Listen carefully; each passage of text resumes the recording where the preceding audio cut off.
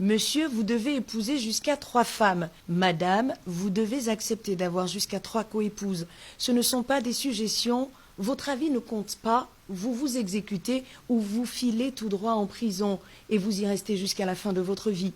Cette posologie soumise à la population érythréenne en âge de se marier rappelle un passage du Coran qui recommande à tout musulman d'avoir au moins 4 femmes à condition qu'elles soient logées à la même enseigne. Les autorités érythréennes souhaitent qu'on se le tienne pour dit. Il s'agit d'un ordre non discutable et négociable. Celui-ci permettra de caser toutes les femmes qui, au passage, sont plus nombreuses que les hommes dans ce pays. Désormais, la polygamie n'est plus une option, elle est érigée en norme. La norme qui, par définition, désigne un état habituellement répandu, moins considéré le plus souvent comme une règle à suivre. Suivre donc les prescriptions du département érythréen des affaires religieuses sera la seule attitude acceptable.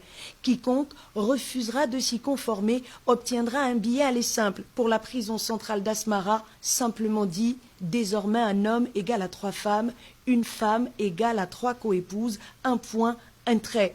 L'objectif est d'éviter que les hommes ne se dispersent dans les nombreux bureaux et autres maîtresses surnommées au Gabon Chiza. Les autorités d'Érythrée vont plus loin et demandent aux hommes et aux femmes de remplacer le mot monogamie par son frère jumeau polygamie, car l'un peut valablement représenter l'autre.